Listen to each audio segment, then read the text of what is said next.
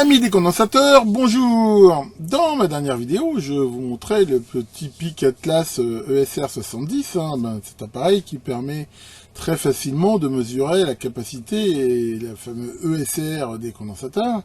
Mais l'ESR, c'est pas une des seules caractéristiques des condensateurs. Je veux dire, en plus de la capacité, il y a aussi, entre autres, un paramètre qui s'appelle le courant de fuite. En effet, un condensateur parfait, normalement, une fois qu'il est chargé, normalement, il n'y a absolument aucun courant qui doit passer dedans. Mais ça, comme d'habitude, c'est la perfection. Dans la réalité, c'est pas le cas. Et selon les technologies, les condensateurs présentent toujours un courant de fuite qui peut être des fois très faible, voire des fois un peu plus important. Alors, dans bien des cas, par contre, c'est un paramètre, je veux dire, ce condensateur est réputé bon, qui n'est pas très important et qu'on peut un petit peu négliger. Mais il y a des applications où c'est un paramètre important. C'est aussi quelque chose qui est arrivé assez souvent sur les appareils à tube, sur les vieux condensateurs haute tension, qui des fois avaient quand même un problème de fuite relativement important.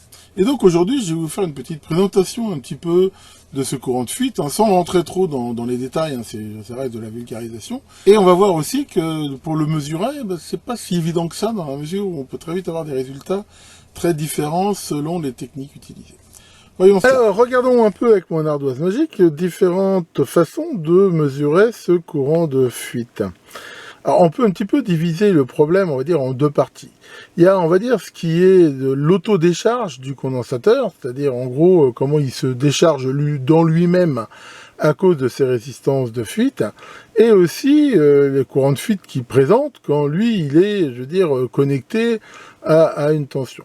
On peut modéliser ça en disant que voici un condensateur parfait, donc normalement ici il y a une résistance qui est très forte, qui est, on va dire, celle du diélectrique qui est ici, et on peut schématiser ça par une résistance ici qui vient en parallèle sur ce condensateur, et donc qui soit l'autodécharge quand il est chargé, dans la mesure où la charge se dissipe dans cette résistance, ou même si ici j'applique une tension, quelque chose sur le condensateur, ça va faire aussi passer un courant, alors que normalement, une fois que le condensateur est complètement chargé, il ne devrait pas y en avoir. Alors pour bien comprendre cette résistance, je mettrai quelques liens en commentaire de la vidéo. C'est quelque chose d'assez complexe. C'est pas une résistance qui a une valeur fixe. Elle dépend énormément de paramètres. Elle varie avec le temps, elle varie avec la température, elle varie avec surtout la tension qu'il y a ici aux bornes.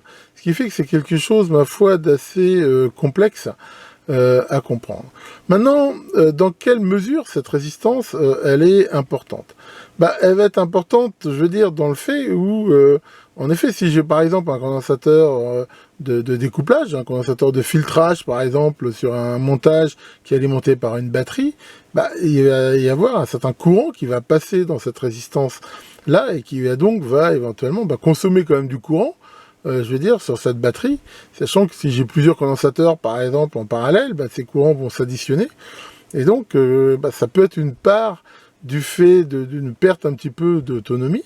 Mais dans le cas, par exemple, d'un circuit genre échantillonneur bloqueur, un circuit que je vous ai déjà présenté dans une vidéo, l'autodécharge d'un condensateur va aussi jouer dans la mesure où ça va fausser quelque part la rétention d'une tension en mode bloqué, dans la mesure où cette tension va avoir tendance à diminuer avec le temps à cause de l'autodécharge du condensateur et aussi bien sûr de l'impédance, éventuellement du circuit qu'il peut y avoir dessus.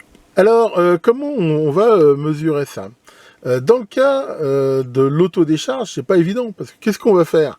Si je veux mesurer l'autodécharge d'un condensateur, je vais prendre un condensateur, on pourrait tenter ici de mettre un voltmètre dessus, de charger le biniou au maximum, par exemple à 12 volts, de couper ici la charge, et de regarder à quelle vitesse la tension ici baisse. Le problème, c'est que ce voltmètre, il a une impédance d'entrée, donc on peut considérer ici comme une résistance qui va venir en parallèle sur la résistance ici du condensateur, et donc qui va bien sûr fausser la mesure.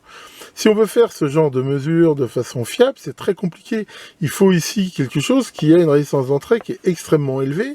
Alors ça existe, ça s'appelle des électromètres, des trucs comme ça, mais je veux dire, c'est pas quelque chose qu'on a facilement dans un laboratoire d'amateurs. Donc c'est quelque chose de pas du tout évident à faire. Alors si c'est des condensateurs de valeur assez élevée, ce qu'on peut faire, par exemple, si c'est un gros condensateur électrochimique, c'est le charger, ne rien mettre. Après, par exemple, au bout de 10 secondes, va venir faire la mesure très rapidement, ce qui fait que, voilà, je veux dire, ça donnera quand même une petite idée, si on mesure très rapidement, à des intervalles de temps comme ça, un petit peu de l'autodécharge. Mais déjà, ça ne marche que pour des condensateurs de très forte valeur, mais sinon, c'est pas du tout évident. Maintenant, aujourd'hui, on va regarder plutôt l'autre méthode qui va consister à mesurer justement la fuite. Donc ça, par contre, c'est beaucoup plus simple à faire. C'est-à-dire que j'ai ici mon condensateur, que ce soit un condensateur électrochimique ou pas.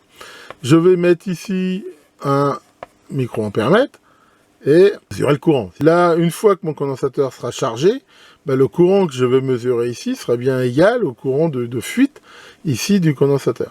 Donc au début, ce que je conseille bien sûr de faire, surtout si c'est un gros condensateur électrochimique, ça va être de court-circuiter ici l'ampèremètre de façon à ce que le condensateur se charge rapidement. Puis une fois qu'il est chargé, bon, on peut enlever le court-circuit. Et donc là, lire le courant de fuite. Et on va faire la manip et vous allez voir un truc qui est assez intéressant, c'est que selon le type d'ampèremètre qu'on utilise, le courant de fuite va être très différent. Je vais utiliser deux microampèremètres différents, donc qui ont des résistances de shunt différentes, et on va voir que pour le même condensateur, pour la même tension, on va avoir des valeurs différentes. Il y a même une façon de faire une mesure, j'ai vu des fois sur internet, qui dit carrément, ce qu'on va mettre, c'est mettre directement un voltmètre électronique, en série ici avec le condensateur, une fois chargé. Comme ce voltmètre, généralement, il a une impédance d'entrée de 10 mégohms, ça c'est facile, en mesurant ici la tension, d'en déduire le courant. Et on va faire aussi cette manip, et vous allez voir que, contrairement à la mesure faite ici avec un ampèremètre, on va trouver des valeurs extrêmement différentes. Et pourquoi elles sont différentes? Parce que justement, dans le cas par exemple de l'ampèremètre, j'ai par exemple un shunt de 100 ohms, ici j'ai 10 mégohms. Ça veut dire quoi? Ça veut dire que ça veut dire que le courant de fuite ici, il est extrêmement dépendant, on va dire, de l'impédance ici de la source. C'est pas un courant qui est, on va dire, constant. Et en fait, si on veut avoir une idée vraiment du courant de fuite ici, faut plutôt utiliser, en effet, dans la mesure du possible, quelque chose ici qui a une impédance assez faible, de façon à relayer au mieux, je veux dire, le véritable courant qui passe ici. C'est-à-dire que cette méthode ici, elle n'est pas forcément mauvaise, dans le principe, elle fonctionne, mais elle va donner une mesure qui finalement sera très différente, comme on va le voir, du cas où le condensateur il est branché directement en parallèle sur une batterie, par exemple, où il va en fait prendre un courant, comme on va le voir, qui va être bien plus important que celui-ci. Alors, faisons un petit peu les manips. Donc là, dans un premier temps, je vais utiliser ce petit Mustool MT108T, là, je vous ai déjà présenté, en mode microampèremètre, et on va mesurer un condensateur, comme on va le voir ici, de 6800 microfarads, 16 volts. Donc pour l'instant, ce condensateur, je l'ai branché sur mon alim avec environ une tension de 15 volts. Généralement, quand on mesure la fuite des condensateurs, on la mesure avec des tensions assez proches de leur tension de service maximum. Maintenant, je vais venir mettre en série le microampèremètre, voilà, avec le condensateur. Et voilà.